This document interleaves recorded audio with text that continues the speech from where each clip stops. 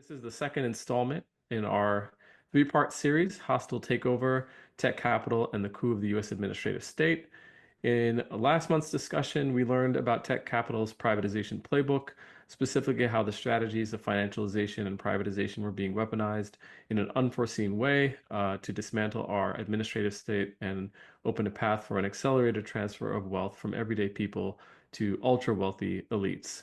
Vasudha Desikan gave us an overview of some of the key players. She emphasized, after a decade of researching them, that they are, quote, not as smart as they make themselves out to be. So let's keep that in mind. And Chastity Murphy, a recent and former Treasury Department official, gave us some insights into the impacts of reductions in force on disproportionately Black and brown federal workers. And Alyssa Giacchino gave us a sense of where and how Elon Musk and his cronies have executed this kind of smash and grab operation several times before.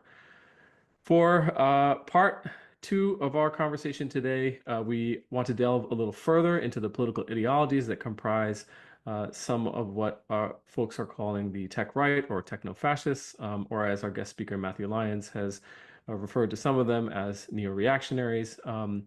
And so we want to ask, what exactly are the roots of right-wing ideologies in tech? What do they prescribe? And how do they come to terms with the populism of the broader MAGA movement? Just a few days ago, J.D. Vance, whom many know was a handpicked VP candidate from tech oligarchs, especially Peter Thiel, tried to explain away the tension between Trumpist populism and tech oligarchy at a conference on tech AI. So let's have a listen to that. One journalist suggested the speech highlighted the tension between the, quote, techno-optimists and the populist right of President Trump's coalition. And today I'd like to speak to these tensions as a proud member of both tribes. And let me put it simply.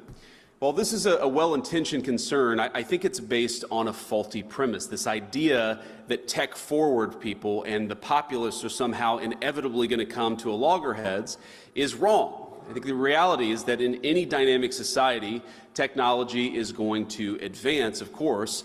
And speaking as a Catholic, I think back to Pope John Paul II's opening lines of the encyclical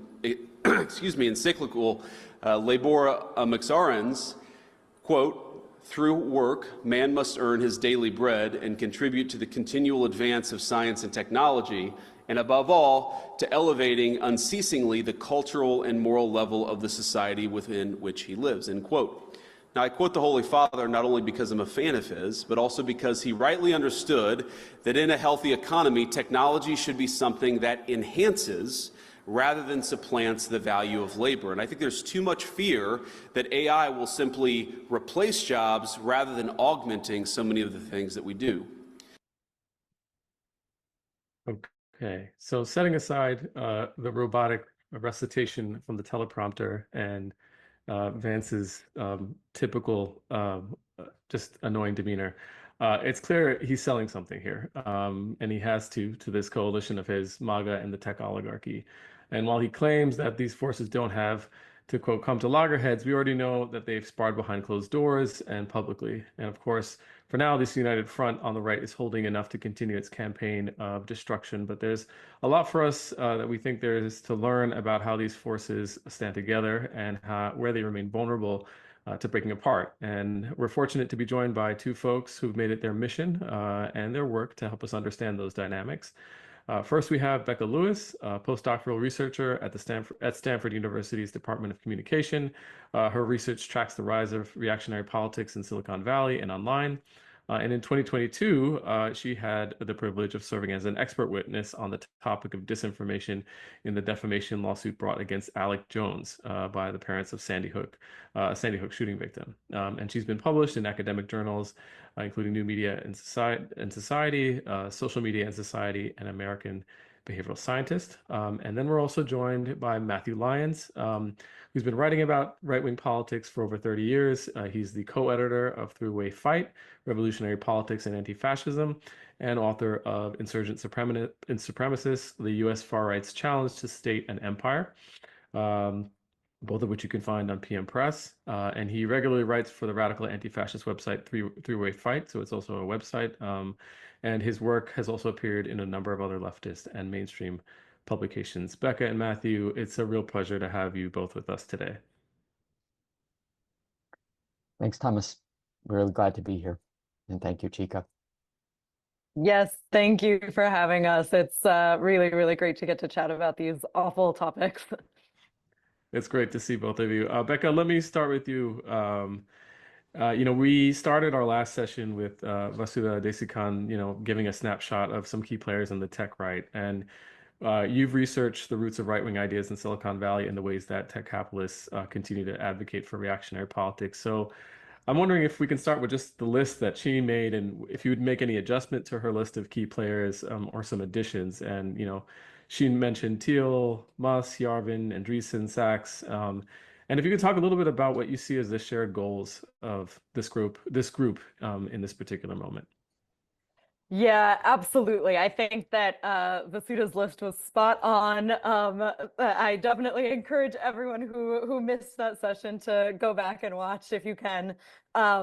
Just to highlight kind of some of what she was saying, I think from my perspective, if you can think of like the top three most important players right now, I would say that they are Elon Musk, of course.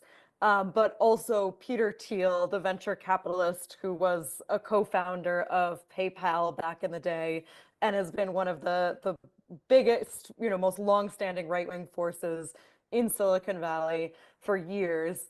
And then the third that I would say is a man named Mark Andreessen, who is not as well known as the other two, but he was really the first to become powerful and famous in Silicon Valley. He started Netscape, the web browser company that really helped the World Wide Web take off in the first place. He became incredibly rich, became a major venture capitalist, and now has become one of the driving forces of the tech right in the Valley. So I would say if you can remember three names and keep track of three people, those would be the three to do. But to Vasudha's point, there's a much, much broader network of people advocating for these right-wing beliefs within tech. There's David Sachs, who was also an early employee at PayPal, who is good friends with both Elon Musk and Peter Thiel, and now has become, the White House czar on AI and crypto. There's Larry Ellison, who, dates back to the 1980s in Silicon Valley, and people may not be as aware of him, but he is actually the fourth richest person in the world as of this February.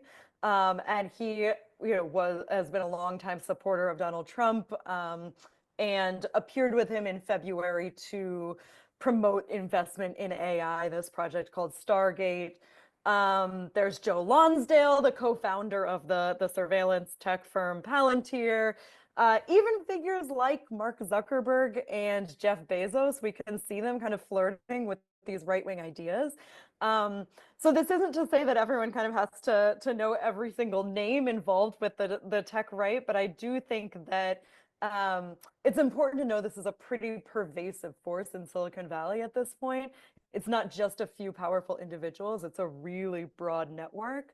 And we see a lot of the ideas that are held by these really powerful elites also are getting kind of spread really widely throughout the Valley, even among people who may not even consider themselves on the political right. So that's in terms of who we're looking at.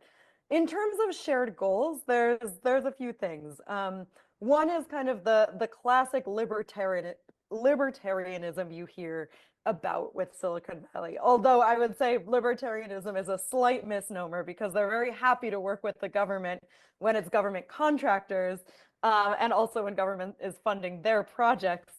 So, they're pro-military industrial complex when it benefits them, but really anti-regulation. So the goal is dismantling any forms of regulation, particularly right now about AI and crypto, but also more broadly about all of technology. Lowering taxes, particularly on capital gains. This gets back to the financial aspect that the speakers were talking about at the last session. So that's kind of the first piece. But the second piece, which I think people are much more attuned to now and that really has exploded in the past few years, is this goal of destroying wokeness and the groups and the institutions that they feel are spreading it. So, wokeness, of course, is a ridiculous catch-all term, but in particular, they seem really to be targeting, feminism, racial justice movements, LGBTQ movements with a particular focus on attacking trans folks. But, we also see some attacks on, the broader LGBTQ movement. Progressive movements writ large in a lot of ways. And what that also means is that they have a shared goal of kind of attacking and undermining the institutions that they feel are spreading wokeness. And that's really schools, both public schools and institutions of higher learning, and what they think of as the mainstream media. And so, in that sense, you see a lot of these attacks that that align with other groups of the right. We'll talk more about that. And then the last goal that I would say really draws them all together is this idea that they are the ones who should be in power. They believe in meritocracy, that they are on top because they are the smartest, the most visionary, in some ways the most moral. They, in some ways, ascribe to eugenic thinking. And it's really this idea that not only are they the ones, who deserve to be rich from tech, but also that they are the ones who should be running the world, essentially. Yeah, it's interesting, Becca, because you mentioned Andreessen, and we can maybe talk about this later on, but about the shift. But there's also, I remember years ago, when I was like 18, that Netscape seemed like it was like the alternative browser to Microsoft. Like there was this ethos about tech that I think many of us who haven't peered inside or past the veil have thought for a long time, was the facade of it. And obviously that's all come falling off. But yeah, who would have known that somehow Netscape was just as regressive as Microsoft. Matthew, I want to swing it over to you for a second, because as we set the stage for this conversation, and before we kind of talk about some of the forces that Becca laid out, and the interplay between tech capital and the MAGA movement, I want to take a step back so we could frame what's become the second MAGA coalition, the one that's taken control of the federal government and is dismantling the administrative state. You wrote a book in 2018 that we mentioned, Insurgent Supremacists, and you developed a very practical working definition of the far right in that book that I think is really useful as a starting point. And I was wondering if you could share that definition, and which groups are included and which groups are excluded from it, and especially what's changed for you in that definition, if anything, since the early part of Trump's first term, to when the emergence of the alt-right was really the main story to now. Sure. Yeah. So part of the context for developing this idea, sort of focusing on the far right as a concept, is something that's a little bit broader than the concept of fascism, because people sometimes get hung up on definitions about, is this particular movement fascist or not fascist? And so I'm trying to get a little bit away from that kind of fixation on terminology. The way that I use the term far right is basically political movements that have two characteristics. On the one hand, they believe that human social inequality is either natural or desirable or inevitable. And that's basically what makes them right wing. And secondly, they reject the legitimacy of the established political order. And so in the US context, I'm speaking, that, refers to the, what is sometimes referred to as democracy or bourgeois democracy, but I tend to refer to as a kind of liberal pluralist system where there are certain parameters for disagreement and representative selection of, officials and so forth. So rejecting that. And the far right, defined this way, cuts across various sort of traditional ideological lines. So there's a section of the far right that is white nationalist, that puts race at the center of its politics.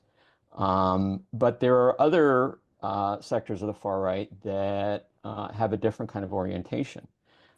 So you have the Christian nationalist or Christian theocratic movement that often, to varying degrees, has racist politics, but doesn't put race at the center. Their politics is centered much more, obviously, on religion, but also on gender and sexuality as kind of defining poles of conflict and attack.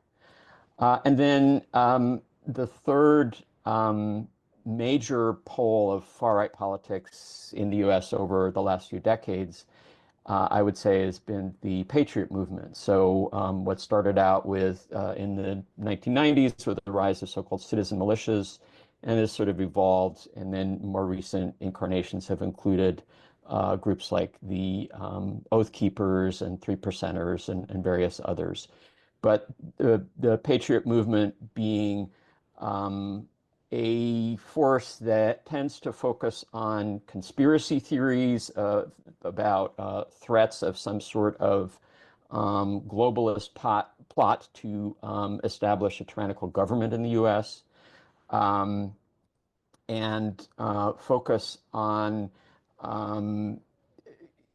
rejecting the legitimacy of government formations above the local level. So there's versions of it that focus on county supremacy, or that even on the notion that each individual is somehow sovereign in isolation, as if as one person could be their own state. And so, these aren't the only versions of far-right politics, certainly, but they're kind of the three major poles, and they, kind of interact with each other. And also, you get, interactions between what I would say as, far right and, more mainstream, or at least, what I would say is system loyal branches of the right. So, for example, you can have people who advocate white supremacy in more or less explicit form, but some of them may say, well, this is something that we should work to reestablish within the existing political framework, whereas others say, well, no, the existing political framework is hopeless. We need to get rid of it and create a new one. And then you have similar kinds of points of tension within the other ideological currents.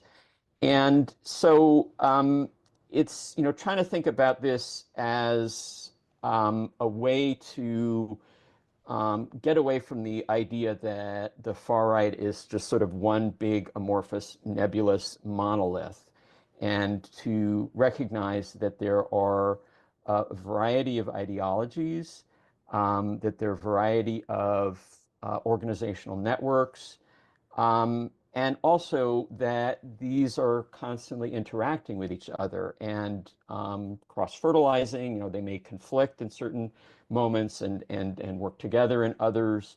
So it's a very complex and dynamic kind of picture that I think it's helpful for understanding. And this is not just some sort of intellectual exercise, but it's based on the idea that if we want to fight our enemies more effectively, we need to understand them, and we need to understand their points of strength and their points of weakness, their points of unity, and their points of tension and internal conflict.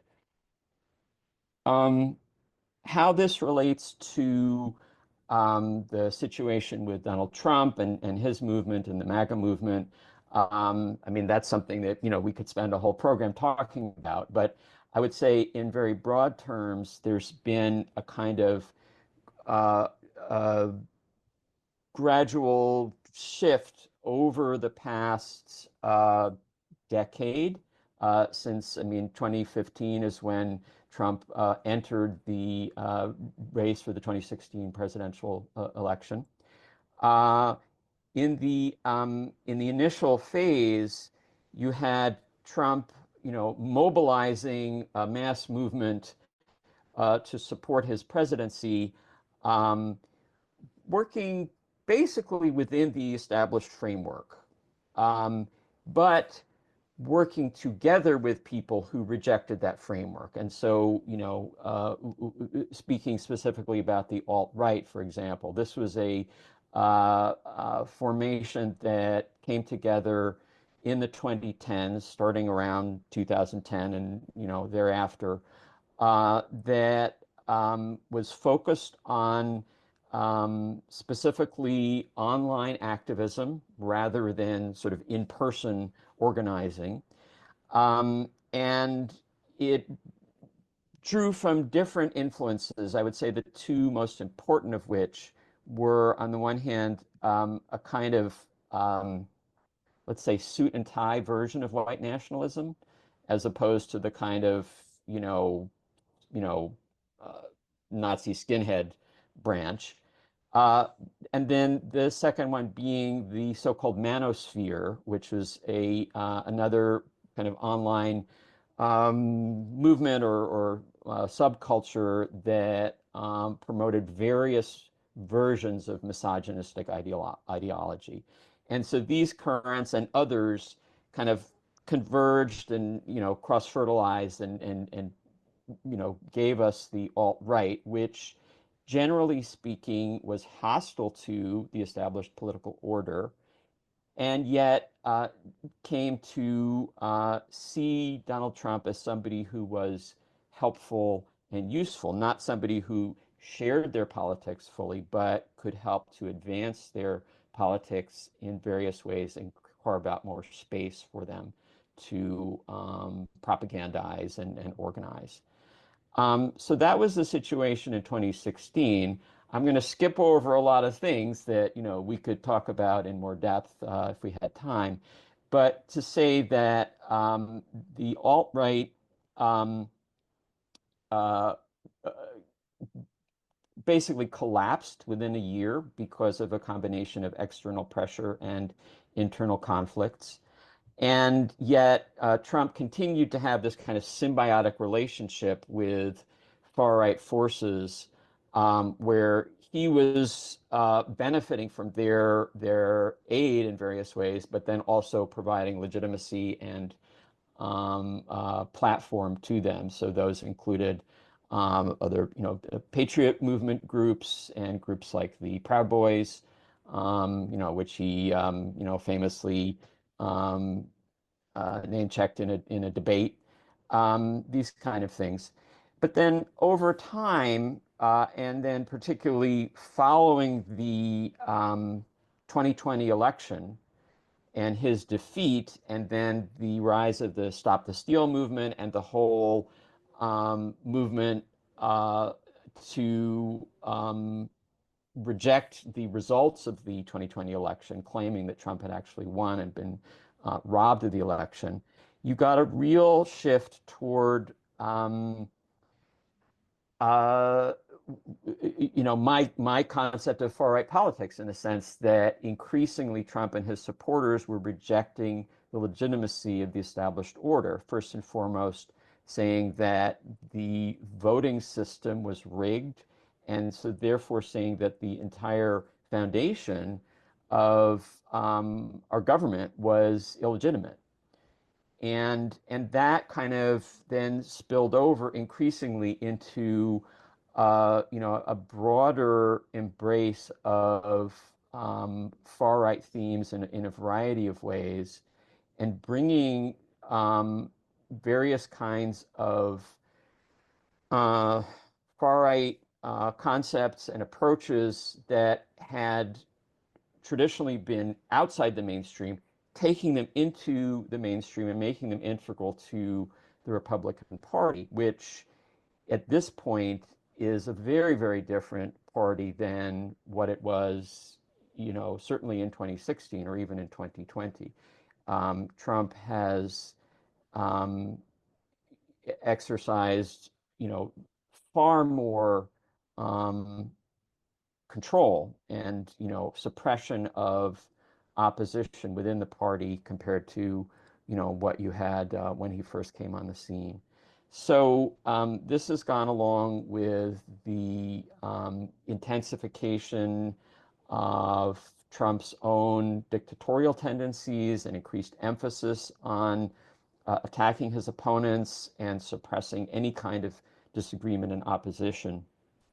And it's really, kind of set the stage for, what we've seen since the inauguration with this, really unprecedented drive to dismantle the administrative state and seize control for the presidency and the executive branch in a way that hasn't really happened before in the U.S. Yeah, so I mean, both of you have named, one of the things that is already a takeaway, which I think folks are, slowly coming to this understanding too more broadly, but I do think that oftentimes MAGA is the term that's used in a blanket way to describe the right? And it's obviously, Becca, you described a whole host of people who are also have different sort of sub-tendencies within them, and then, Matthew, you're talking about several strands of far-right movement over periods of time that I think your book also documents the rise and fall of those subgroups. I want to, I'm not trying to torture you both by showing you another clip of JD, but I do think there's something here about, JD's kind of talking in the beginning of this in this hokey way about being from both of these tribes. That really has to do with like this question about how do we reconcile, or how do they reconcile some of the differences there. And so before we talk a little bit more about that, I do want to play a clip from you from someone else that I'm sure you want to hear more from, which is Steve Bannon. And then this is from a recent interview with Ross Douthat. And I want to again to give a shout out to Vasudha who forced a bunch of us to watch this, but I think it was very good PE for us to watch and listen in on. So let's take a listen to it first, and then we can talk a little bit more about how these forces interplay. Now, here's the point. In techno-feudalism, you're just a digital serf.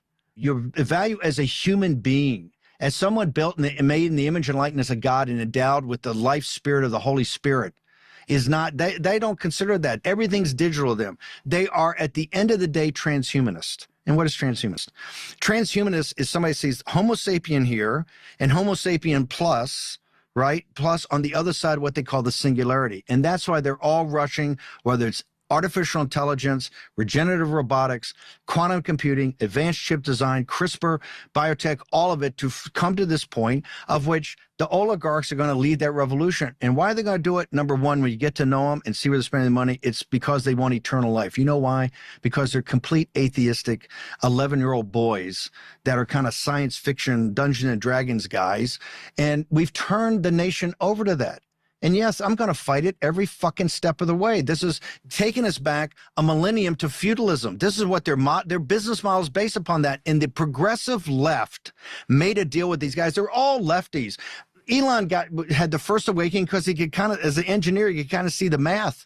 He fully supported our plan of a base plus election to go get the low information voters and the Moms for America who had flipped during the pandemic. He backed that strategy, and the dude wrote a $250 million check over 5 months, unprecedented, to back our play. He's the first, but the rest of them, even Andreessen, they're all super progressive liberals. They're all techno-feudalists. They don't give a flying fuck about the human being, and I don't care if you're black, white, Hispanic, Chinese, they don't care.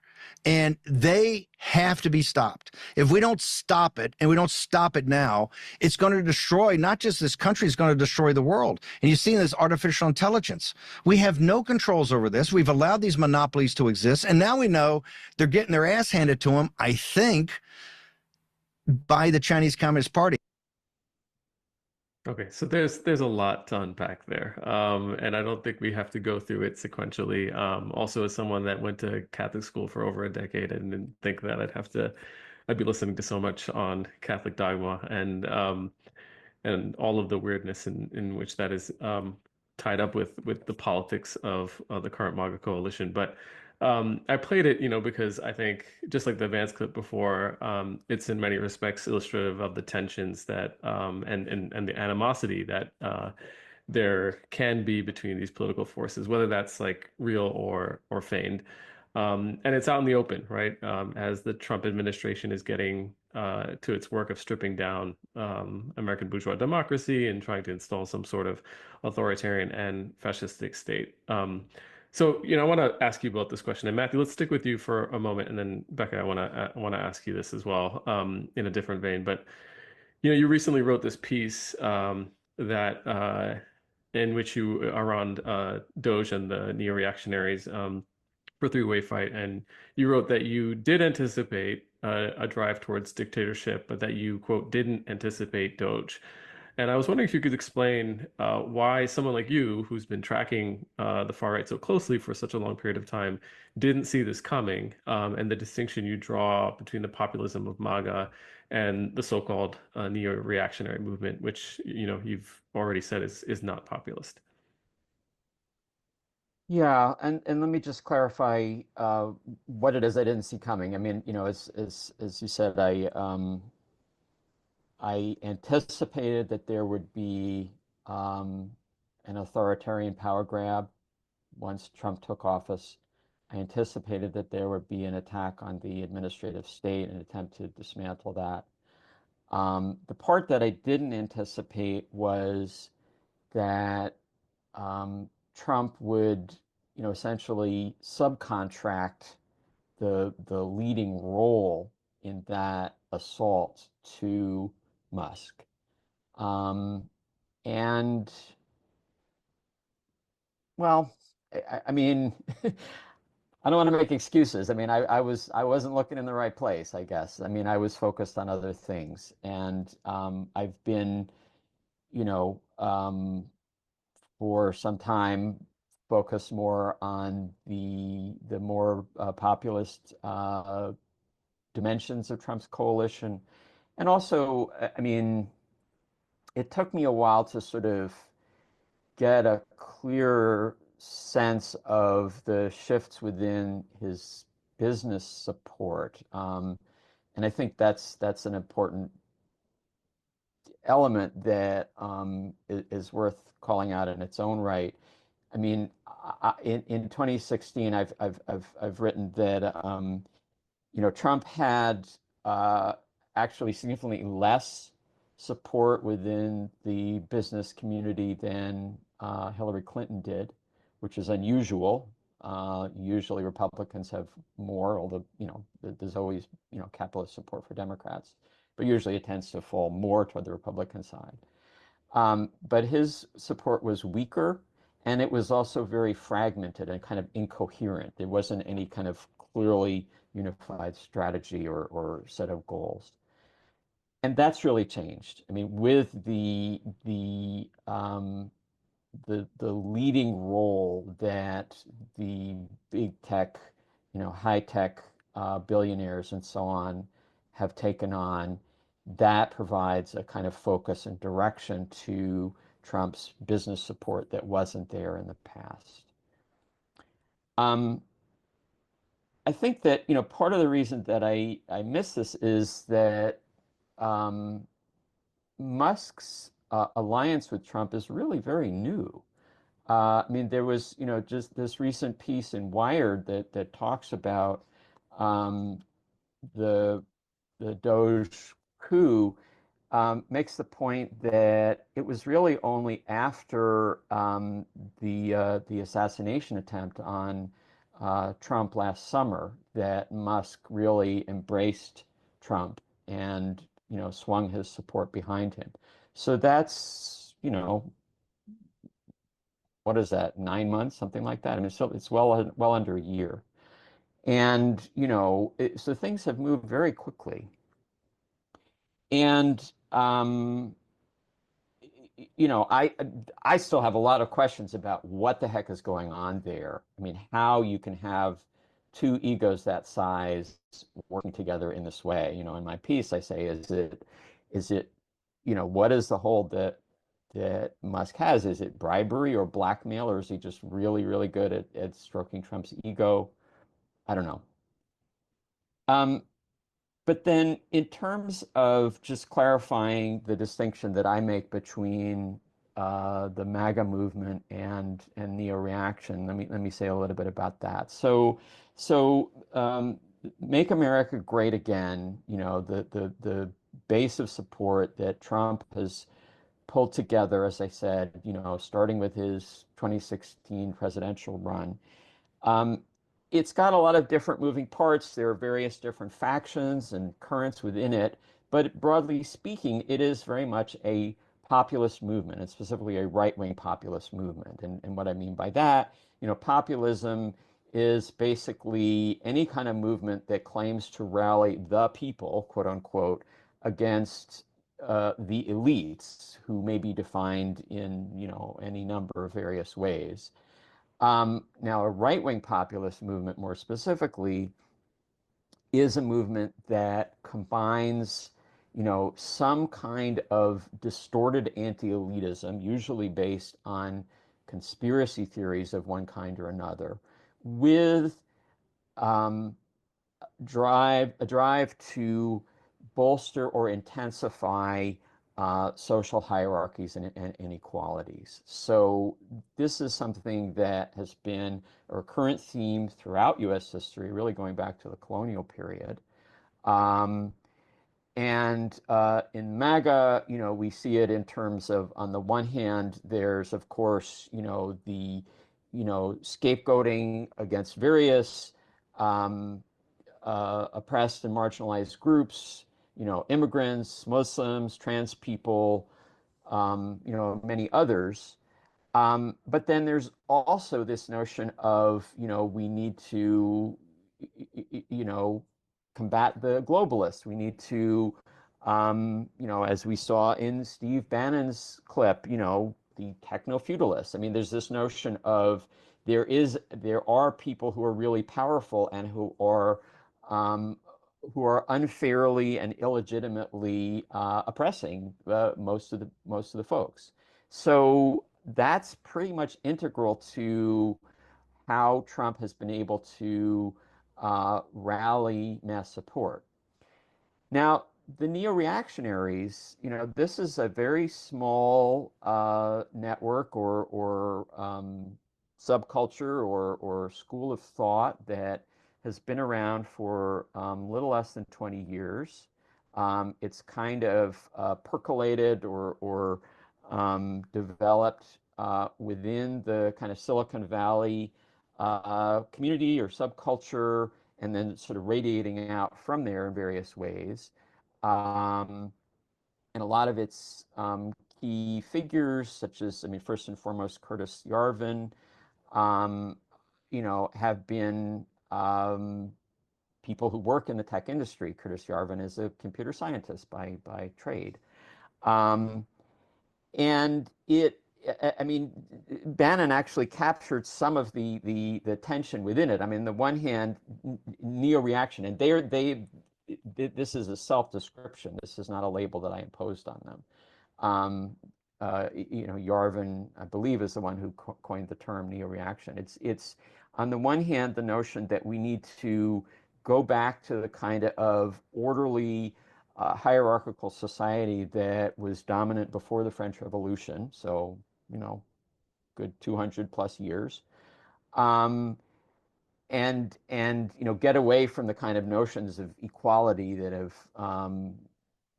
been rising in Western civilization in various forms since then, but also then coupling that with a kind of techno-futuristic sort of vision of social change that centers on things like artificial intelligence and robotics and as Bannon said, transhumanism, the notion that technology is going to transform just the notion of what it means to be a person.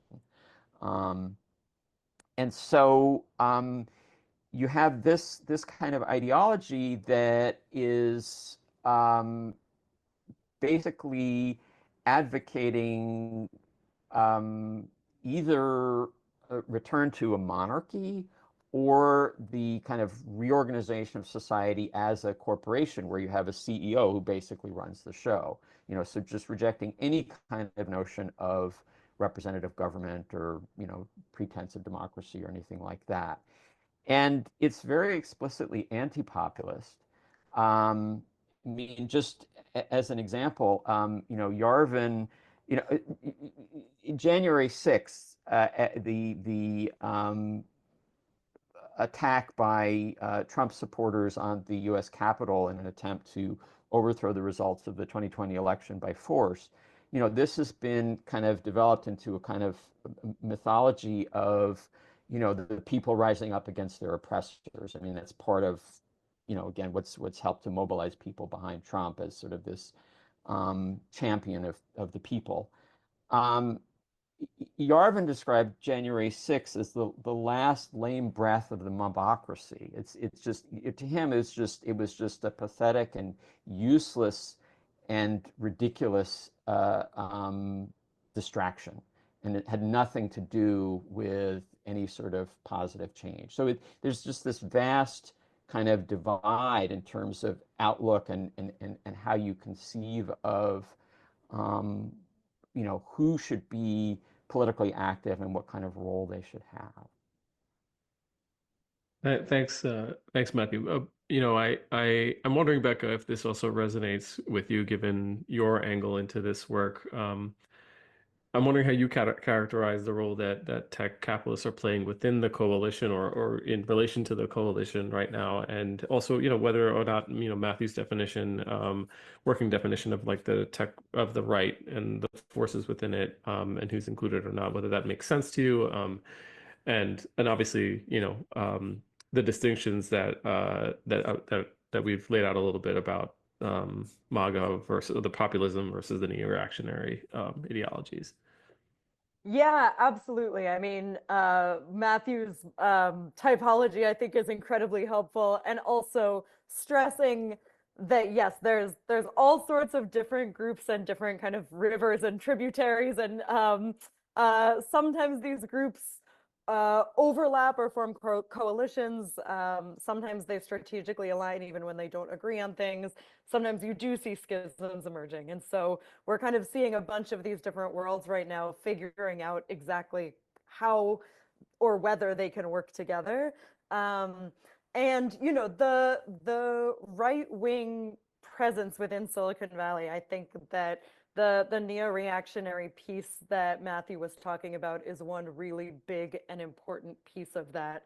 And that, really did emerge in the 2000s because of Curtis Yarvin, this blogger, who then was taken up and supported by people like Peter Thiel.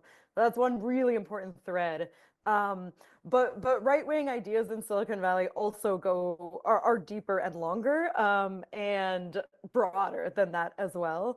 And so, someone like Peter Thiel, I think when we ask what role the tech right plays within the broader movement, it's important to note that actually Peter Thiel was a member of the conservative movement before he went into tech, right? And same with David Sachs, that their history is that they, as students at Stanford University, Peter Thiel founded and then David Sachs helped run a conservative student newspaper that was specifically devoted to a kind of shock politics that you see everywhere now, but it also was kind of popular in the 90s, what we might call kind of triggering the libs now, or what they might call triggering the libs now, at the time was kind of attacking political correctness. And so they really got their start in politics, attempting to offend liberals and women and people of color and gay people on campus. And in fact, they wrote a book in the mid-90s called The Diversity Myth. They were really, I mean, for anyone who's familiar with Dinesh D'Souza, the kind of shock political, right-wing celebrity who was a real talking head in the 90s, they wanted to be the next Dinesh D'Souza. That was the goal. And it wasn't until they kind of failed at that that Peter Thiel went and looked into the tech industry and, found success with PayPal. But ever since then, he's been bringing kind of a real traditional conservatism and aversion to progressive politics that you find kind of throughout the conservative movement. He's been bringing that to Silicon Valley. So in some ways, the tech right is just the right writ large, but it is also important to note the distinctions, and that's where in the 2000s you had this emergence of something like the neo-reactionaries and several other strands like that. It is important. And I would say that all along, you've had a focus on technological innovation, as Matthew was saying, this kind of techno-futurism as the ideal. So, if they align on a lot of the same, agreeing there's a lot of the same problems as other parts of the right, then, while certain parts of the right would, I would say Bannon points more to like closed borders as the solution, whereas the tech right will say, well, no, AI is the solution, or, putting entrepreneurs, putting tech CEOs in charge of things is the solution. And at times that can lead to friction because, we saw this with H-1B visas, that for the tech right, some forms of immigration are actually good, and particularly immigration from kind of South and East Asia, because that's where they see, believe that kind of the most desirable entrepreneurs and tech CEOs are coming from, or just engineers. And so if the issue of race for Silicon Valley folks is about the battle with China, then trying to get as many kind of East Asian workers over to the US to help fight that battle and ensure American economic hegemony is the goal. Whereas for Bannon, the goal is closing borders to keep kind of immigrants from Mexico out. And so you get these clashes emerging, even though there's this shared vision of hierarchy and anti-equality, you get different schisms and conflicts emerging there. The other thing that I'll say is that because of this focus on, a couple of other things.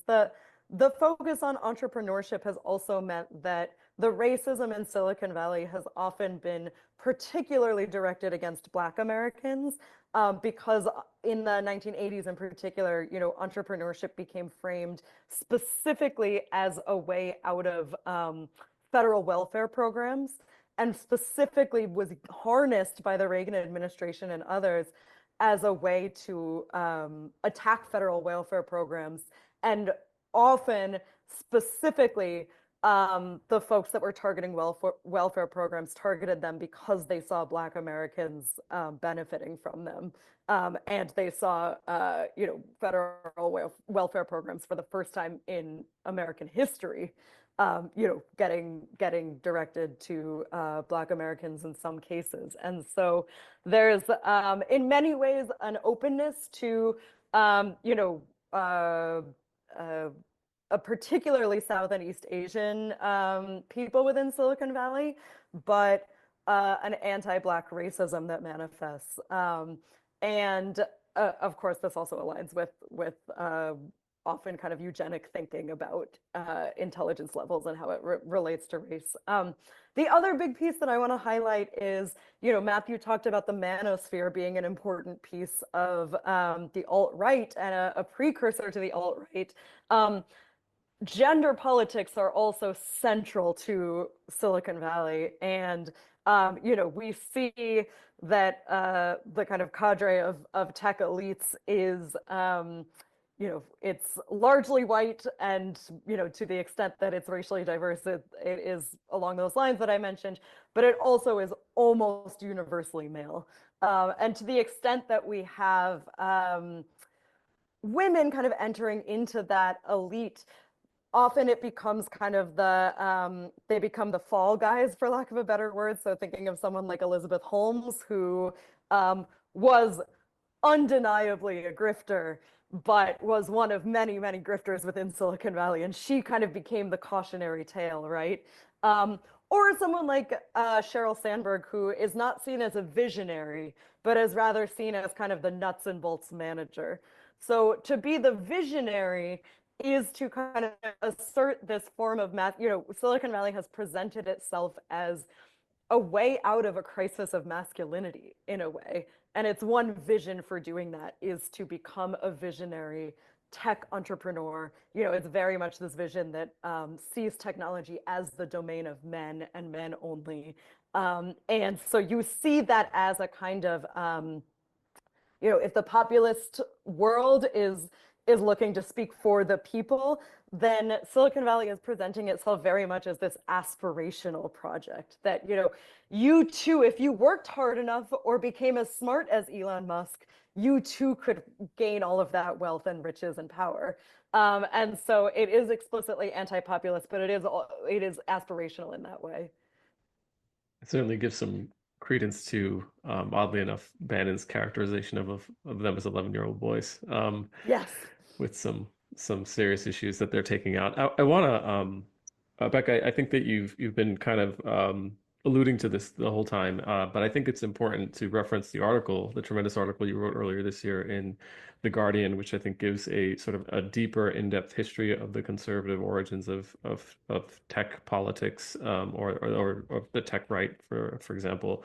I'm wondering if you can talk a little bit about the roots of right-wing ideas in Silicon Valley, and then, how they've led tech capitalists to push for reactionary politics at this point, and explain a little bit about what those right-wing ideas emerged in response to, as far as social, political, and economic changes that were happening in the US. And I think you touched on this a little bit in talking about political correctness, but I think that there's more to the story that you lay out in the article. Yeah, absolutely. So, even further back than I talk about in the article, that really the roots of Silicon Valley are in many ways right-wing, kind of pro-hierarchy roots. So before Silicon Valley was a center of technology, when Stanford University was established, in the region, it became a hub of eugenic thinking. And a lot of the popularization of eugenics and, scientific racism, the idea of IQ, and the idea that IQ varies by race, a lot of that came out of Stanford University in the early 1900s. And in fact, when you then had the establishment of tech companies for the first time in the 1940s and 1950s in the region, some of the people that went on to become, the fathers of Silicon Valley explicitly held eugenic ideas. And so in particular, there's a man named William Shockley, who's known as kind of one of the fathers of Silicon Valley. He founded Shockley Semiconductor, a really important company in the history of the Valley. And then afterwards, in the 1960s and 70s, he went back to Stanford and became one of the most vocal eugenicists and scientific racists in the country at that time. And while he was there, he ended up actually advising a lot of people that went on to become entrepreneurs in Silicon Valley themselves. And so you have that thread all along, the eugenicism and the scientific racism thread, and this idea of kind of intelligence being reducible to IQ, and that relates to race and gender. The piece that I've looked at the most in my research happened a little bit later. This was more in the 1980s and 90s, and this was really at the moment when Silicon Valley became the economic and cultural powerhouse that we know it as today. And this was a moment when a group of conservatives started to see Silicon Valley actually as a way of pushing back against a lot of the changes that they hated that had happened in the 60s and 70s. And in particular, that was second wave feminism, that was, the welfare rights movement, racial justice movements, particularly centered on welfare. That was the emergence of, at the time, what was known as gay rights, but, the early seeds of LGBTQ. And really, this wave of conservatives turned to Silicon Valley as a place that they thought could kind of restore masculinity, and in particular, kind of the role of the male breadwinner in the traditional nuclear family. And they saw the family as being under attack by all these forces, and they thought, well, entrepreneurship. Men are more suited to entrepreneurship. Women can go and get their credentials and take their tests at higher institution, but really the bravery, the risk taking, the uncertainty, the group leadership, all of those are masculine qualities. And so by really pursuing entrepreneurship, we can bring men back into running public life and restoring the traditional nuclear family. And they liked Silicon Valley in part because it already was a highly masculine, highly white workforce. And so we saw really the emergence of a new version of, the tech right or tech fascism, or, I call it in my own writing, reactionary futurism, this idea that kind of the technology of the future can help restore social relations from the past. You saw that emerge in the 90s. And then that kind of took a fall a bit with the dot-com crash. And, Silicon Valley's stature in general fell at the time. But as it rebuilt and as it regained legitimacy, a lot of people who then went on to gain power in, the wave of social media in the 2000s and 2010s still kept a lot of the lessons from the 90s and brought them into the newer Silicon Valley. And once you had things like blogging taking off and social networking sites, you had new people like Curtis Yarvin with his neo-reactionary ideas, bringing those ideas to the table online. And you had people in Silicon Valley starting to read those as well. And so you really have had like a level of right-wing politics from the very beginning, or preceding even Silicon Valley as a tech space. Then you had a whole new wave of it coming in the 1990s. And then you've seen it kind of take off in new ways with the rise of blogging and the social internet. So it's been there all along, but each step of the way you can see it's gained more power and more currency. And so what we're seeing now, I think I refer to it in the article as like a crescendo, rather than, a lot of people are referring to it as a right turn. But I think it's important for us to know that actually a lot of these ideas are pretty fundamental to the Silicon Valley project. They weren't always the most widespread ideas in Silicon Valley, but they had outsized impact because the people who held them ended up becoming some of the most powerful people in Silicon Valley. And even some of their ideas kind of seemed to travel beyond the world of politics itself. So even just this emphasis on entrepreneurship as the way to change the world, if you actually dig into it and think about where a lot of the people pushing entrepreneurship were getting their politics from, it was an anti-welfare politics and it was an anti-feminist politics. And so even people who don't consider themselves right-wing but do believe that entrepreneurship is better than government for, changing the world, are in many ways adopting these ideas that were first popularized by right-wing people within Silicon Valley. Okay, you mentioned, sort of the that you sort of described like this. There's like there are roots to this, and then there's some sort of process of growth that is reached a crescendo. And obviously, this has been a little bit of a dialectic, given some of the political conditions. And I'm curious if you see any parallels between like maybe that 70s period or the period of the 90s bubble, and then like the current moment, Yeah. that give us any sense of like why these right-wing ideologies within that sector have gained so much traction. Yeah, I mean, comparing like the 90s to what came before, I think a couple of really important changes were underway. The first being that Silicon Valley, it was only in the 80s that it became, personal computer spread, and it became kind of like a household known phenomenon. And you had the switch from hardware to software.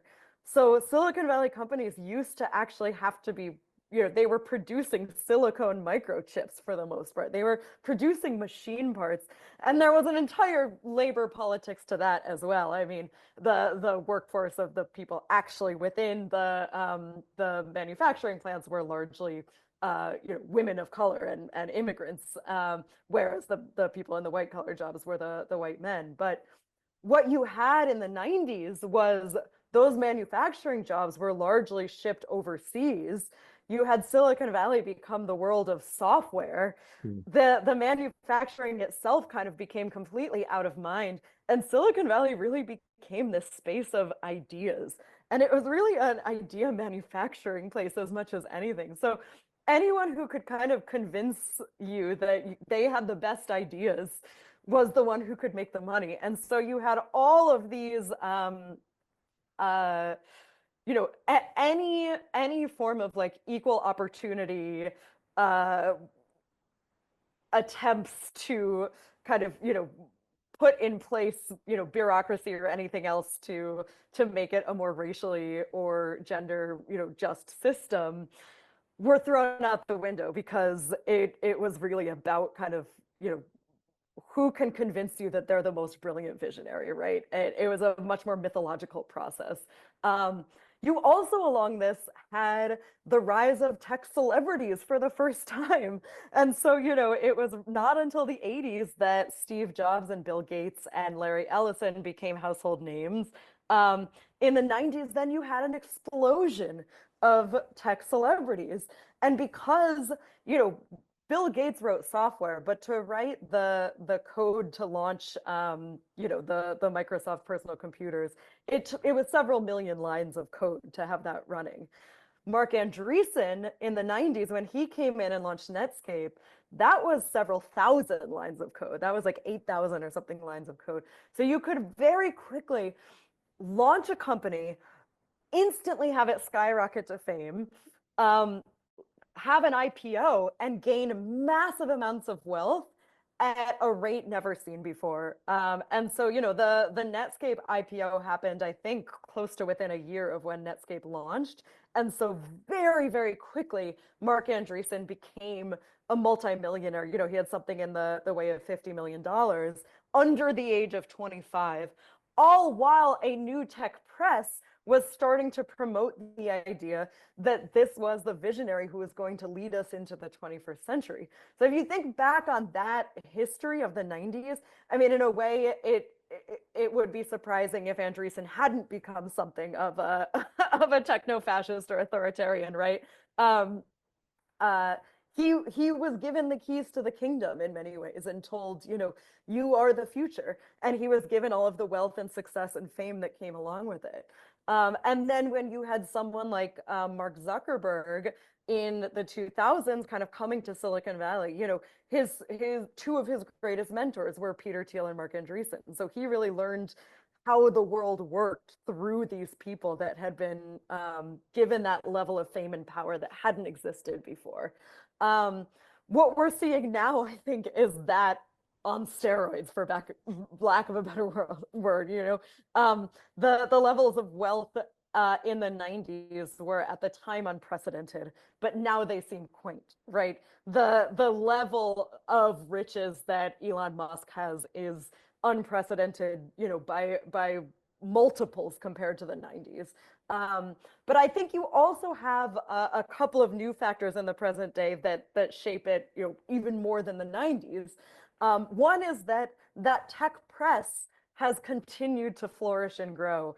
And so you've had people like Peter Thiel and Elon Musk able to cultivate a media system that's very, very favorable to them, and to discard or target the media that's not favorable to them. So, you know, one of the most famous cases was after Gawker Media outed Peter Thiel without his permission, and published, you know, to this blog, the gossip blog, that he was gay. Peter Thiel went after them and launched a lawsuit, kind of a proxy lawsuit through Hulk Hogan, for a sex tape of Hulk Hogan's that they had published. And he went after them and basically got them to shut down because they owed too much money. And so you have that cycle growing over time, is that able to cultivate and grow media sources that are favorable to them, or attack or skirt those that aren't. You have the proliferation of the internet. So you have people like Curtis Yarvin posting their ideas for people like Peter Thiel to take on. And you also, importantly, have in 2016 the start of a tech lash, the backlash against tech from the mainstream press, or what they would call the mainstream press. Um, and in the wake of Donald Trump's first election, criticisms about the way that tech platforms had handled, speech issues, political speech, content moderation, any number of these things. You started to have with the Biden administration just a hint of criticism, with the FTC and Lena Khan kind of going after some of the business practices. You had people start to question the massive amounts of wealth. And it's easy to be a visionary and not to seem reactionary when everyone's giving you the keys to the kingdom, right? So the tech folks who had some of these more authoritarian or fascist tendencies may not have even articulated them to themselves at the time, because the Clinton administration, the Bush administration, and the Obama administration were all incredibly friendly to them. The minute, and the Trump administration in many ways, the minute that you have the Biden administration start to take any preliminary issues, the moment you had the press in 2016 turn against tech, then you see that reactionary impulse coming out again, and you see someone like Elon Musk kind of who may have already, my understanding is that he already had these impulses, but that he was able to go online and find ideologies that helped explain what he wanted explained. He found scapegoats. He found a worldview that allowed him to justify being in power, and that's where you see that reactionary piece coming out. So you have that sense of resentment against the techlash, matched with this idea cultivated over 20 plus years that they should be the ones in charge and running the world. These earlier versions of kind of tech right thinking, and they have power that we haven't seen kind of ever before. So it's that kind of unique blend of circumstances that we're seeing right now. Yeah, I mean, I appreciate that whole explanation of this kind of evolving process and our relationship to the understanding of these politics. I also, to your point about the celebrity tech celebrities. I mean, I don't remember when it came out, but the Facebook movie, comes out, and it's a kind of in some ways a glorification, even though it obviously doesn't paint Zuckerberg in the best light all the time. And I just recently saw an interview with Jesse Eisenberg, who was like, I hate that I played that role essentially, and that wanting to distance himself from Zuckerberg because I don't think he even wanted to say his name, right? Because of that relationship. So this has been really helpful, I think, in helping us really understand how we got to this moment, and maybe we can dig in a little bit in our kind of closing time to talk about the current moment.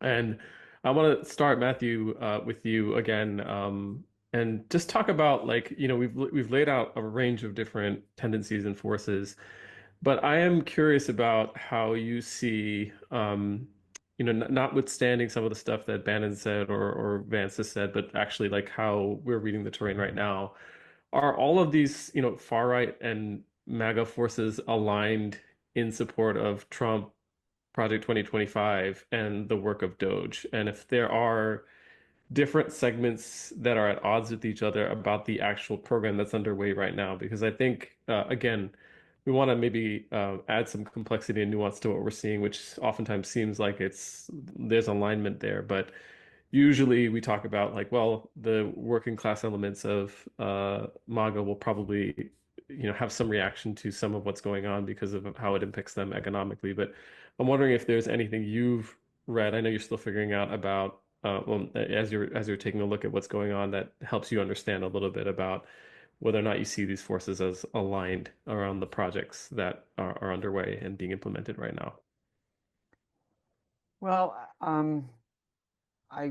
mean, I can only give fairly tentative assessment because my vantage point is limited and things are very much still in flux. But my sense is that generally speaking, the different forces are aligned in support of the the attack on the administrative state, and certainly the various other initiatives that Trump is undertaking with regard to attacks on free speech and um, going after legal residents and just all the horrible things. I think that there have been some moments or sort of glimpses of tension, and we've seen Republican members of Congress host town hall meetings where there's been anger expressed. We've seen some Republican members of Congress who have offered little bits of criticism here and there. There was the moment, when was it, a couple of weeks ago, where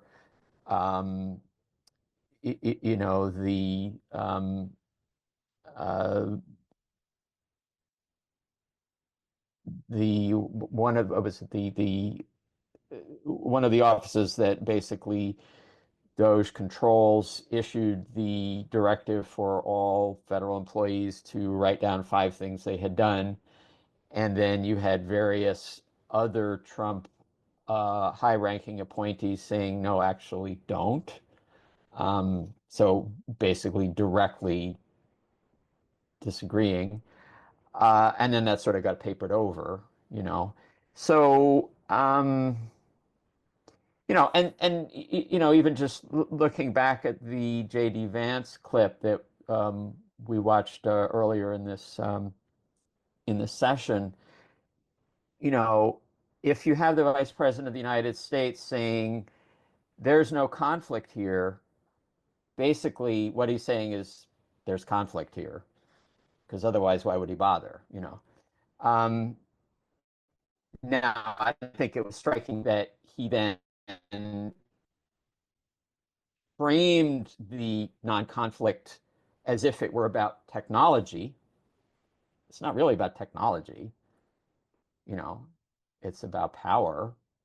It's about, things like immigrant visas and, particular policies and so on. It's not about technology. So that was it was a denial and a diversion at the same time. I think that there's, probably all kinds of stuff roiling under the surface. And Trump is probably, playing a big role in terms of keeping things under control, in terms of, for example, telling Bannon to play nice with Musk. It's just reported very recently that, Bannon is basically behind Doge and what Doge is doing, and saying, yeah, we've got our differences on other issues, but I think what they're doing is good, So, I think that's probably partly sincere and partly just he's, following what Trump told him to do. So it's interesting to think about, if you took Trump out of the situation, which could happen. Who knows what kind of health problems he's got, is he going to make it through his 4 years? I don't know. If you took him out of the situation, what would that mean in terms of exacerbating the tensions or the, the conflicts? But, it's a moment at least where there is this kind of degree of unity, and even extending beyond the people within the MAGA coalition itself. You look at, I look at white nationalists who are not part of the MAGA movement and who a few years ago were very critical of Trump for, basically caving and selling out to the conservative establishment as they saw it, or the Jews. And now they're basically mostly saying, well, we don't totally agree with everything, but basically he's doing good stuff, and we like that he's attacking these people and so on. And again, it's this notion that he's useful and he's helping our cause and creating space for us to do our work. So it's like they've suspended their disagreement, at least for the time being. Yeah, I mean, I want to make sure we get to talking a little bit about the end game here for both, um, maybe the populists and the oligarchs here. So maybe one way of framing this, and then I also want to end on the note of just sort of talking about our opportunities to sort of take advantage of some of the fractures and weaknesses there and how to fight back a little bit. So let's deal with those two questions and maybe give you both a chance to talk about that. Um, I'm curious, Becca, what you see as being kind of the interplay between the end games here. You're also someone that I think you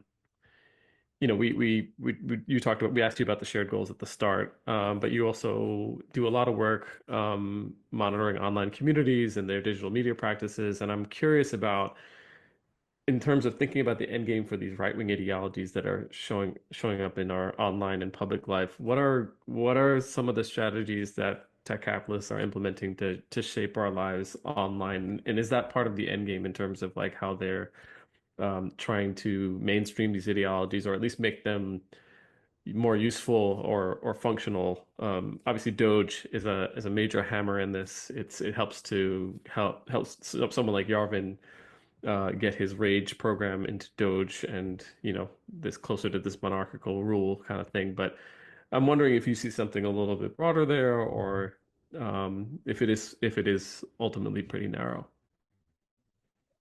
Definitely, I see something broader. I mean, I think, as I mentioned early on, one of the main goals being to, attack and destroy the mainstream media, or whatever media they think has been kind of taken over by the woke mind virus. I mean, again, that has been a conservative goal since the 1950s. But what you have in Silicon Valley is, because these tech folks have become such celebrities, they have themselves become media personalities. So you have kind of a proliferation of podcasts that feature the tech CEOs themselves, right? The David Sachs is on the All In podcast, which is one of the most popular tech podcasts currently being produced. They now have like a summit every year where they invite some of the biggest names from tech, and David Sachs is the most conservative of all of them, but multiple of the hosts ended up supporting Trump, and all of them operate from some of the same set of ideas. You have, even people that don't have their own podcasts have become fixtures on certain, right-wing or reactionary podcasts, kind of most notably Joe Rogan being someone who has frequently had Elon Musk on over the years, who recently had Peter Thiel on, who had Mark Zuckerberg on. He becomes a really big way for tech people to get a megaphone, and they're very strategic about using that as a megaphone. So there's that piece of their use of online media. Oh, I will also just say they also have collaborated with and consumed the intellectual dark web content. For those who are familiar with like Jordan Peterson, or Ben Shapiro, those types of folks, there's some overlap there as well. But the particularly unique thing is that in addition to doing that, many of these tech titans are the ones who also own and run the platforms on which this discourse is taking shape. So it really is a unique situation in which Elon Musk runs Twitter, makes all of the decisions about content moderation, and also uses it as a mouthpiece for himself. And so, he is in this unprecedented way shaping the way that public discourse happens. He is able to make decisions to, undo the bans that had been placed on several far-right and neo-Nazi Twitter accounts. He's able to promote and demote certain content depending on his own whims and ideological commitments. And he's able to use it as a megaphone in the way that Trump once did. So I think paying attention to the media and internet piece of the project is just as important as paying attention to the stuff that's happening kind of directly within the federal government. Mute, sorry. Yeah, thanks, Becca. And yeah, certainly I think we've come way past the point where that impact has already been quite severe, heading, past the last election, but even over a longer arc, where we're kind of mired in these platforms that are beyond our control. Um, Matthew, I think, you're someone that has, again, your work is not just on one particular aspect of this. You're also someone that's written about anti-fascist politics, and I'm wondering um, how you frame the threat at this stage. I think Eli Mistal or other folks have gone on various programs and saying we're already in this like authoritarian and fascist state, or the rule of law is being flouted. I'm not asking you necessarily to make that particular assessment, but you're welcome to as well. But I'm wondering if you can kind of, from where we are right now, given all that you said, you started off by saying that some of this is new, right? Like this alliance is new with Trump and Musk. What would you say is the are the major threats that you see from this alliance at this stage? And to the degree you feel like there needs to be more unveiled or uncovered, what is that you would like to kind of do, that the left needs to kind of look more into to really have an understanding of where this is headed? Well, um, I mean, I mean, to some extent, I think it's what we see. I mean, it is the um, the attempt to um, radically transform the the state in a way that um, concentrates power to an unprecedented degree, um, privatizes, or I mean, maybe a better way to say it is it kind of blurs the line between private and public in a way that is unprecedented. I mean, what the heck is Doge? Is it a public entity or isn't it? It's really both, or it's neither. Um, but it is a a campaign that is profoundly authoritarian. I mean, whether we call it fascist or what, I think is, I mean, I'm really not so concerned with labels as I am with just trying to understand the dynamics. Um, so there's the transformation of the state, which, clearly is already having profound effects on people's lives within the US and beyond, and that's only going to get worse. Um, and then, it's also about the transformation of society because, um, and it's not just the ripple effects from the withholding of funds from, healthcare or education or research or all these things. I mean, it's partly that, but it's also the, imposition of a climate of fear, the kinds of attacks on people that are starting to be carried out not only by, you know, the security services of, the federal government or, state and local governments, but private entities. I mean, that is going to increase. I mean, whether that's we're talking about employers or vigilante forces of one kind or another. Um, I think, we're going to see an intensification of systemic and physical violence. I mean, there are more guns than people in this country, and a lot of them, majority of them, I expect, are in really scary hands. So it's pretty scary. And I think that, part of what makes it especially scary is that there's no real opposition party. I mean, the Democratic Party is an opposition party in name, but, with some exceptions, has been enabling the drive toward dictatorship. And so part of what's needed, I think, very desperately is a recognition that resistance has to be centered elsewhere. It cannot, we cannot look to the Democratic Party to lead the resistance. There are sections of the Democratic Party that can be brought along if others lead, but the leadership has to come elsewhere.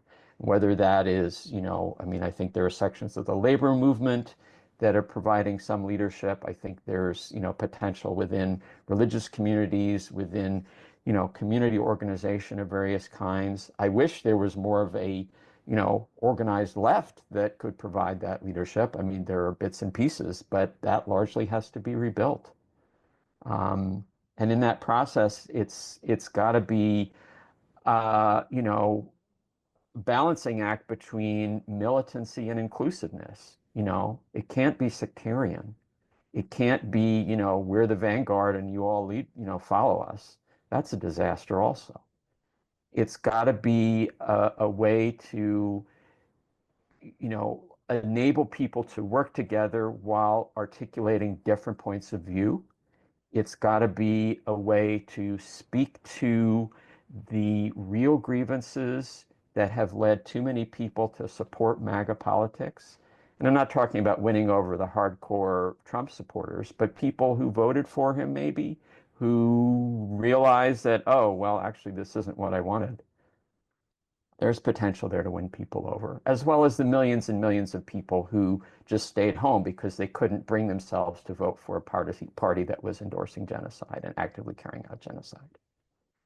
There's potential there to bring people back into politics if there's something that offers a radical alternative, not just defend democracy, so-called. That's not going to do it. What democracy are we talking about? Yeah, and I think I appreciate this is something that you said, I think, in your article, that the site of struggle can't be within the Democratic Party because it's also been complicit in the rise of the tech oligarchs. And I think there's been a lot documented about that, the relationship that a lot of the oligarchs had with the Democratic Party prior to this election and how much of a pivot this is. So, Matthew, you've already answered again a little bit of this question about like where the left goes from here. There are two quick questions, and I know a lot of folks are probably going to head out in a bit, but I'm going to steal a little bit more of your time if that's possible, just to get a couple of questions in because it's so nice to have both of you together. One is from the Q&A, and it was a question Chika and I both had prior to this, which is just to the degree that the two of you can, and these can be short responses, but we have some sense of what the end game's here, but I want to ask explicitly about eugenics and racial politics, anti-trans politics, all the politics that lend themselves to some sort of exterminationist and white supremacist ideology. I think part of what makes it scary that the guns are in scary hands, Matthew, is the prevalence of some of that ideology. But there are also like people of color, obviously, who are part of the MAGA populist coalition and the tech right, and they're openly gay members of both. And there are Christian Zionists and Zionists. I'm wondering, how you understand the kind of exterminationist and eugenicist ideologies that have been ascribed to Nazism for so long and how they function within these groups. Like, is there is this kind of an uneven kind of set of beliefs? Is it something that is coalescing and getting stronger and sharper? Any insight you can share on that, I think it might be helpful. And I think the way it was framed in the Q&A was the concept of the multiracial far right. Do either of us, or how do you? Either of you, yeah. I mean, I can speak to the piece, or one piece, and then Matthew, if you want to add on. I think one thing that you find in the tech right, but really throughout the right, is that people gravitate to the right through a number of different vectors. And a lot of times people who are interested in maintaining or restoring hierarchies will become attached to whatever hierarchy they are on top of, right? So you have a lot of men of a lot of different races getting drawn to the right now because of what it's saying about masculinity. You have a lot of white women getting drawn into white nationalist movements because of what it says about race. And you have a lot of, queer people of, different races and genders, because of their own places in these hierarchies. So the right can appeal to people for different reasons because in part it can promise them a place on top based on part of whoever they are, right? For some people, it's as simple as it can bring them individually power, because if they are a person from an oppressed group who is willing to speak out on behalf of the right is very welcome to, or is very eager to push up their voice and give them a megaphone, because they can say, hey, look, we're not racist, we're not transphobic, we have people of all races on our side, right? And so a lot of times it's a matter of personal benefit, and a lot of times it's a matter of kind of, ideology based around where can I assure my own place in the hierarchy. So that's at least one piece that I've been attuned to. I second that. I mean, everything Becca just said. And something that I would add, just it's sort of a very big picture kind of comment. In a lot of ways, the project of the far right, and to a large extent the mainstream right also, of the past half century has been a very long backlash against the changes wrought by the 1960s, the limited but significant gains that were won by the Black liberation movement and the many movements that it helped to inspire in the 1960s and later. And part of what that backlash has involved is a taking in and giving back, in distorted form, elements of what is being opposed. So taking elements of anti-racism and giving them back in distorted form so that you get the multiracial right. And it's not that it's multiracial right instead of, white supremacism. It's both kind of coexisting in this weird way, and just sort of agreeing to, work together in varying ways. It's, the Christian right as a force that, built a mass movement around opposing reproductive rights and opposing, LGBT rights, and yet has embraced the idea of women taking on active roles in the political process in many cases, and even taking on leadership roles in the service of the patriarchy. So it's this kind of,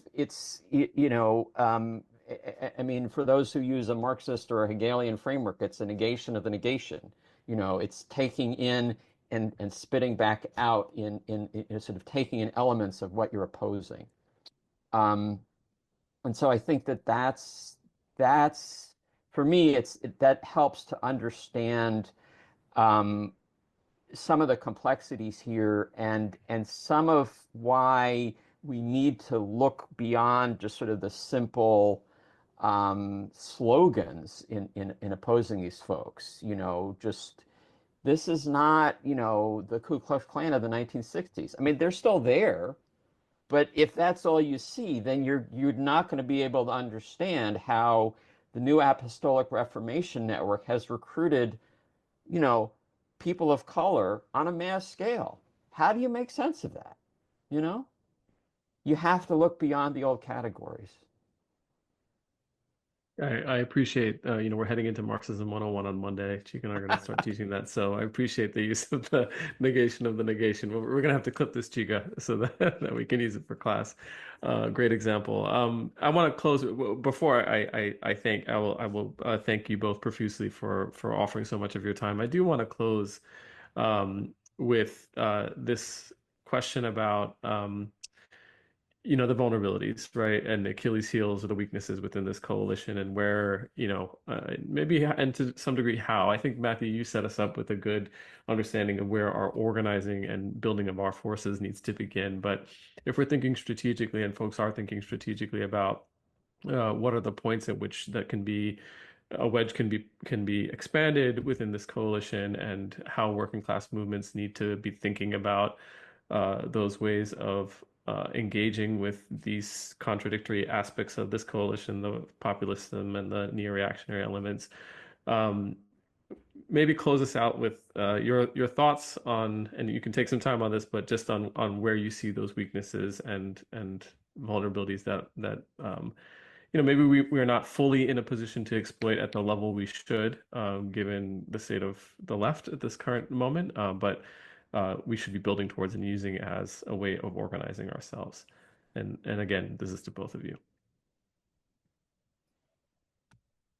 Yeah, I can jump in, and I'll start maybe by adding on to what Matthew said in terms of just places to look or think about movement building and focusing our energies going forward. I mean, things that give me glimmers of hope are the fact that Silicon Valley is not a monolith, and in fact there is a lot of organizing happening among rank and file workers, both kind of white collar and beyond, around issues of labor.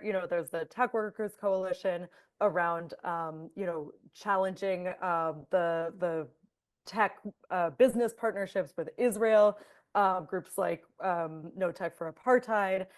You have a growing and budding activism that, I mean, there has been left-wing activism within Silicon Valley all along, but you really are seeing a resurgence of that in a way that I think is really important. And collective action is always a powerful force against the elites. And so that's one place I'm looking. I also think that the fight goes on in the media as well. And that to any degree that, independent, anti-fascist media can be a project and a thing that we kind of focus on and support. I think that is incredibly important as well. Part of the challenge is that we're attempting to have our own discourse on these platforms that are these capitalist spaces where discourse is treated as a commodity. And so to be aware of that and to try to find ways around that, I think is really important as well. And in terms of the weaknesses then to exploit, I mean, the tech oligarchs, their egos and their hubris is part of what got them there, but it also is, I think, a weakness that can be exploited. Elon Musk is an incredibly vain man, and it actually is important, I think, that he gets so upset by the things that are said about him on Twitter. And that's not to say that just, tweeting at Elon Musk is activism in and of itself, but I think that's important, that is a weakness of his. And it would be one thing if he didn't care at all, but clearly he cares what people think of him. And the fact that there is this public surge against him, I think, is something that can continue to build. And then just the fact that, as Matthew has alluded to, there is always infighting within the right. And unfortunately, among these far right groups, often they're able to overcome that and form these kind of strategic coalitions. But any infighting is good. And I think to any degree that can continue to be stoked, I think is a way in as well. So I'll leave it at that on my end. I can offer a few bits and pieces to add to that. I mean, just to pick up on that point most immediately. I mean, I think that um, when you have a coalition that is contentious, um, external pressure often exacerbates those tensions, whether you're finding the exact points of division or not. You know, it does have a way of fueling those internal conflicts.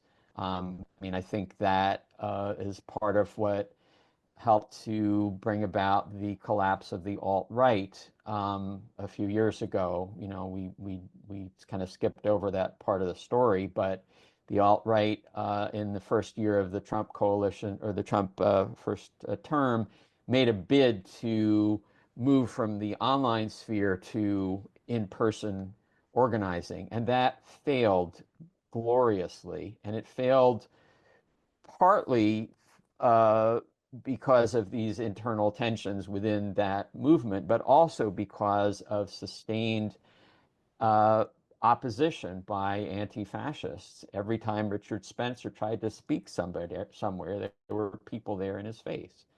And so you can't directly transpose that to the current situation, but it does speak to the fact that these people are vulnerable. And then also just, repression is a sign of weakness. You know, a regime that is secure in its power doesn't need to carry out the kind of suppression that Trump is trying to undertake. It's a sign of weakness, and that's something that we can take advantage of. That's something that um, we need to remember. I mean, it's so easy to get you know, disheartened and feel overwhelmed because it's a really bad situation we're in, but things can turn around. I mean, there are so many countries that have gone through periods of very, very grim, horrible experiences and have come out the other side and come out in a much better place.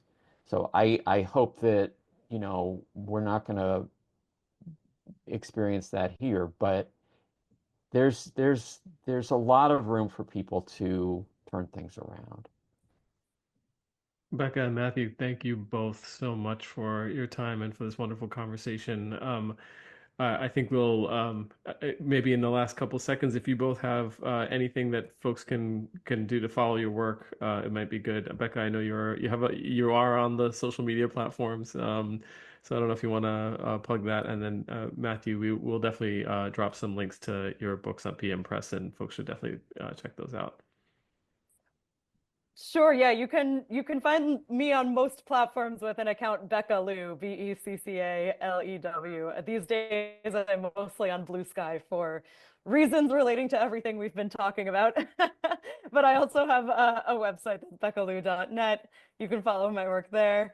Thank you so much for having this conversation and hosting this series. Really glad to be having these conversations. And for me, the best places to find me, I mean, threewayfight.org is kind of my political home, and then I have a website, matthewnlyons.net. And I want to second Becca's thanks. This was a really, I think this was a really good conversation, and I just really appreciate the opportunity. I think Center for Political Education, you folks are doing really good work, and I glad to be able to be part of that. So thank you. Appreciate you both. We'll stay in contact, and again, this will be for folks that want to learn more about how that fight takes place. Our third and final session on this will be about organizing against the tech right, and we're going to talk a little bit more about both a little bit about what Matthew talked about and also a little bit what Becca talked about. Hopefully, talk a little bit about some of the work that workers within tech are doing around issues like the military-industrial complex and tech and war in Palestine. housing and private equity. So there's a lot to talk about, and we're excited to have that conversation with you. And when we confirm a date, we'll share it out. And if you've already registered for this, you'll be pre-registered for that event. So again, thanks again, Becca and Matthew. And with that, I'm just going to close out with another request. If you can, please donate to CPE. And this recording will be up on our YouTube. And if you are a regular visitor to our programs, you'll know that our Palestine Solidarity Announcement program will be on tomorrow at noon. So we encourage you to join me and Samar for that tomorrow. Okay, y'all, take care.